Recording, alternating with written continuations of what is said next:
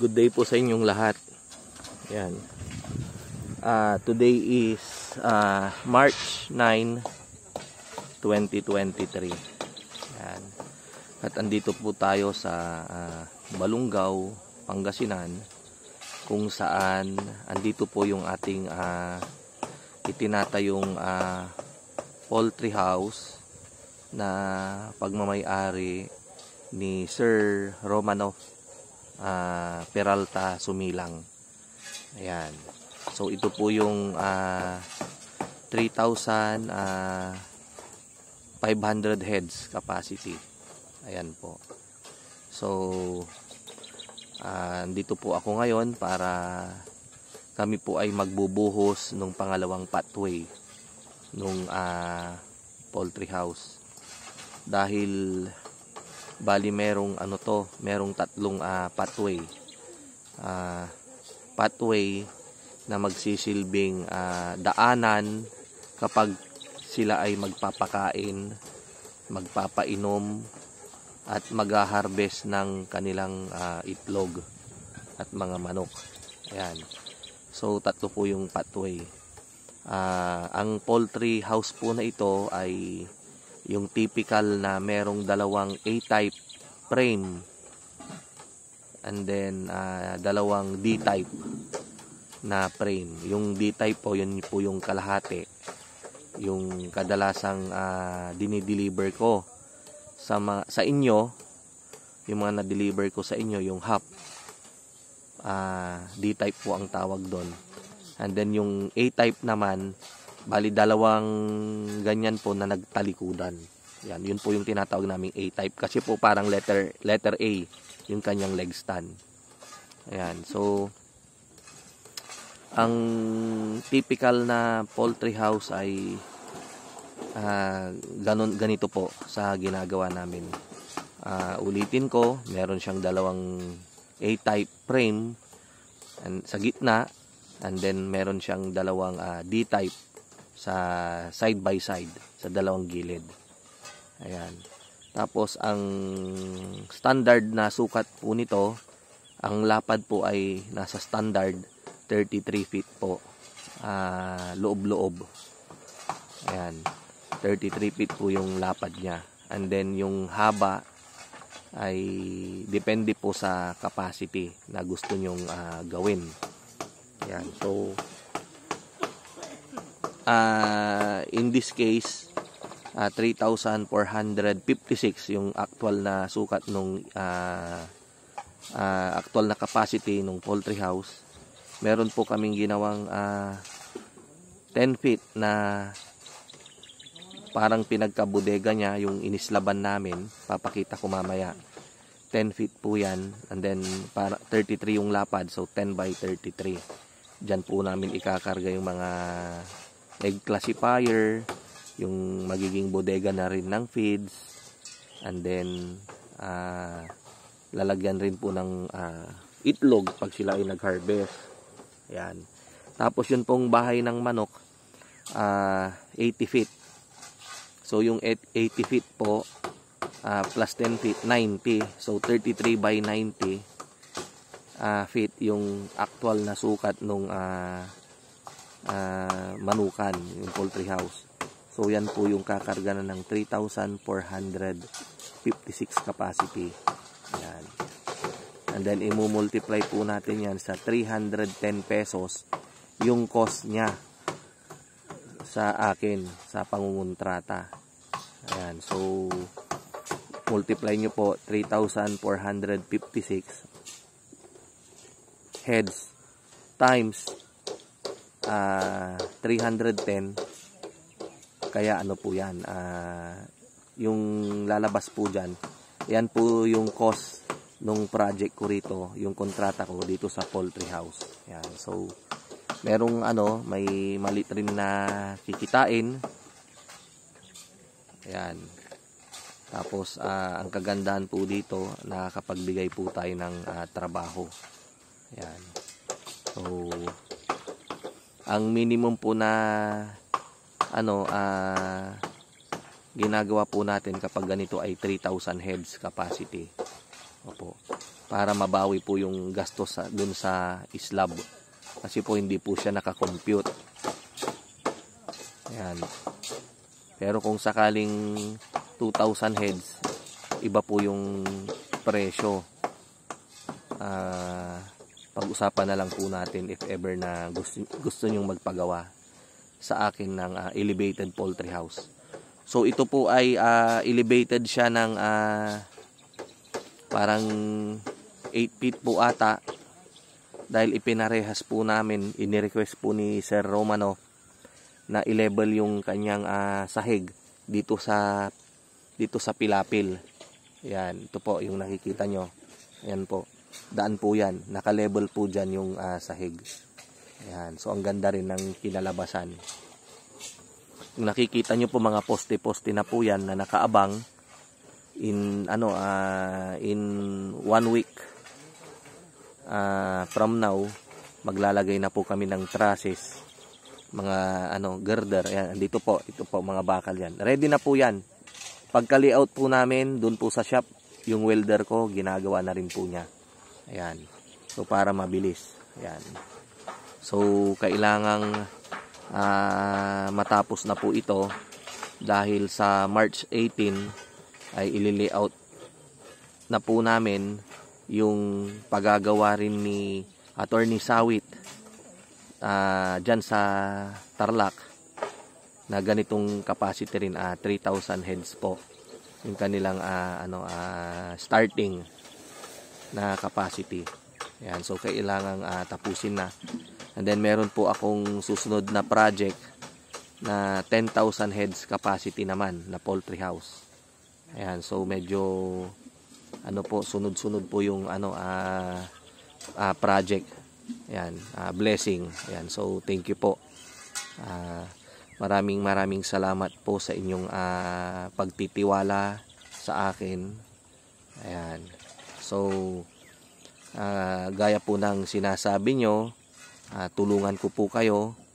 So ayan na po. Pero aaminin ko rin, sabihin na nating natutulungan ko kayo, at the same time natutulungan nyo rin po ako.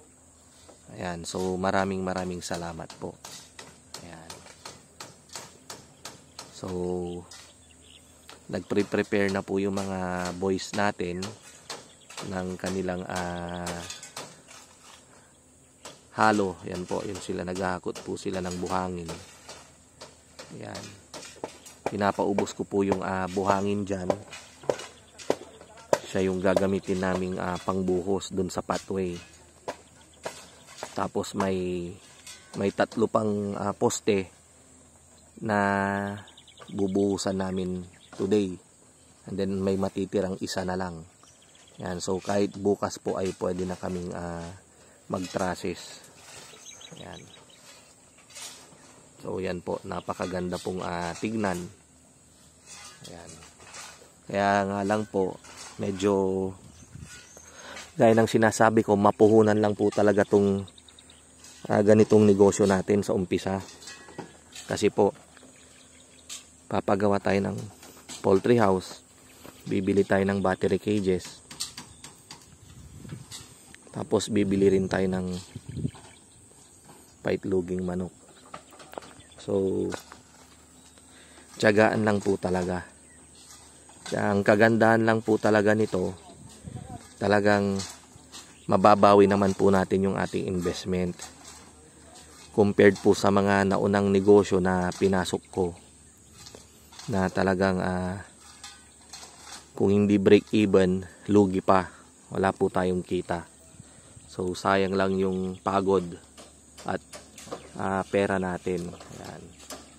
Pero ang sinasabi ko rin naman po palagi, kapag may mga ganyang pagkakataon ay natututo po tayo. Ayan. Natututo po tayo na dahil nalalaman natin na ganito pala yan. Mahinang yung kumbaga hindi gaanong magandang negosyo, yung mga ganyan. So minsan kumbaga nag-tuition fee tayo, So ito po, dahan-dahan po tayong maglalakad papunta po dito sa mismong site. Yan. So nakikita nyo po, yan po yung slab na sinasabi ko. 33 feet po yung lapad nitong poultry. Mula po dito sa poste na to hanggang doon po sa dulo, yung pangatlo. 33 feet po yan. And then mula naman po dito sa posting yan hanggang dyan sa pangalawa, yan po yung 10 feet. So yan po yung pinagkabudega. Yan po yung slab. Yan. Tapos ito na po yung nakita nyo ng mga naunang video natin, yung pathway. Yan, ito. Yan po yung una. And then ito po yung pangalawa, yung bubuhusan namin ngayon, diretso po yan. And then yung pangatlo pong pathway ay ito po. Ito po. Yung nakaabang yung mga bakal na yan. Yan, diretso po yan hanggang dun. So tatlo. Tapos ito pong kanang bahagi, ito po yung leg stand natin na D-type. And then dito naman po, dito po yung manok, itong space na to. Ayan. So may daan po diyan, di ba? May daan. Ito po yung daan na bubuhusan natin. Yan po yung dito po ilalagay yung A-type frame. Ayan. So dito po natin para mas makita nyo. Kasi may daan na. Ayan. So dito po. Ganyan lang po yan. Ito po, bakante po yan. Diyan po ilalagay yung cage. Ayan, A-type. A-frame. Parang A, ganyan. Sasampa po yung ito, sasampa dito sa daan na yan. Ito naman, sasampa dyan. Ganyan. So pag dumumi yung mga manok natin, mahuhulog po siya diretso dun sa baba. Ayan. So ang kulang na lang po talaga dito, pag nabuhusan namin ngayong araw, itong pangalawang daan, yung pangatlo po, and then magtra-traces na po kami, bubong. Ayan, so abangan nyo po yan, malapit na po yan. So kahapon po ay isang buwan namin mula nung nilayout to. February 8 po namin to nilayout. Medyo mabagal pa nga po yung aming paggawa sapagkat 4 na tao lang yung gumagawa dito. 4 na tao lang. And then kapag may mga buhos, tinatawag ko po yung mga kaibigan natin para sila ay mag part-time. Yan. So ganun po. Ito po yung lalakaran. Ito po yung lalakaran. Pag left, ito po yung D-type na frame, yung half. Tapos dito naman po yung A-type na frame. Ito po yung lakaran. Pag mag-harvest, magpapakain ng manok. Yan po. So ito po. Kasalukuyang nagbabakal po sila. Tinatapos nila yan. Yan. Habang yung mga iba naman ay nagbubuhos. Yan.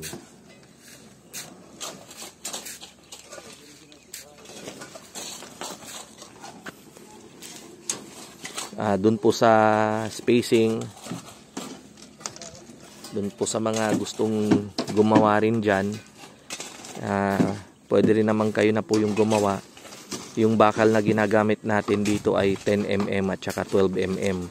Tapos yung spacing ng bawat bakal ay 4 inches.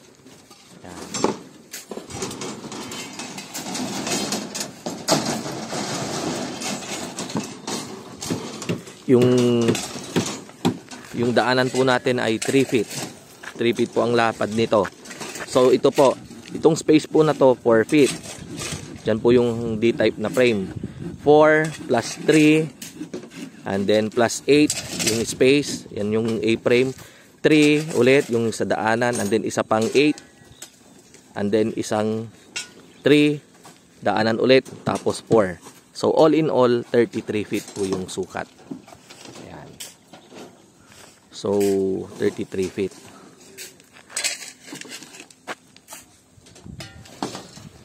Yung tubo po diyan po isasampa yung yung leg stand, yung frame ng cages natin. Abangan niyo po ulit dahil i-update ko na naman po kayo kapag kami ay nagbububong na, and then kapag kami rin ay magkakarga na ng cages, mag-i-install na. Tsaka kapag kami ay kakarga na rin ng RTL ni Sir Gabo. Ayan. So, nickname po yan ni Sir Romano. Ayan. So, maraming salamat po pala Sir Romano kasi sa tiwalang binigay po ninyo sa akin. Ayan. Ayan, tapos may Sambales pa po pala kami. Sa mga susunod na araw ay gagawin po namin yung 1,000 8 heads capacity dyan sa San Felipe, Sambales. Yan. Tapos yun palang RTL po natin, sold out na po yung ating May 30. So abangan nyo na lang po yung pang June natin. June 30 po kung di ako nagkakamali kasi na-move yung sisiw natin. Na delay po yung pagdating dahil pahirapan po. So after nung June 30 natin, ang susunod na po sigurong RTL nating available ay sa August na. August or September. Kasi wala pa po akong mabiling sisiw. Umu-order po ako pero pahirapan. Wala pong available. Yan. So pahirapan na naman po ng sisiw nito.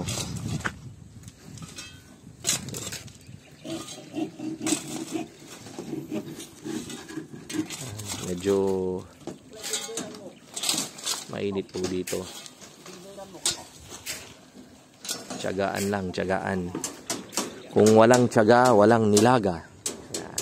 So ganyan po palagi yung motto ko sa buhay. Sipag at tiyaga ni Senator Manny Villar. Tapos syempre, dagdagan natin ang diskarte. Ayan. Kasi kahit nagaano po tayo kasipag, katyaga, kung wala naman po tayong diskarte, gaya ng sinasabi ko, ay useless din. Plus, dagdagan po natin ng isang napaka-importante na method. Yun pong ating mindset. Ayan. Yung ating mindset. Number 1 po yan. Na kapag yung mindset natin, sinet natin na mayroon talaga tayong pangarap, siset natin para maabot natin yung ating goal. So, paninindigan po natin yan. Pagtsatsagaan natin, paghihirapan para makamit yung ating mga mithiin. Ganyan po. And kadalasan po, or hindi naman po sa lahat, pero yung mga iba po kasi sa atin wala pong tiyaga. Halimbawa na lang sa pagtatrabaho, mahirapan lang ng konti, susuko na, magre-resign na, di ba? So, ang number 1 nyo pong dyan, pagtiyaga nyo lang po yan para matuto po kayo.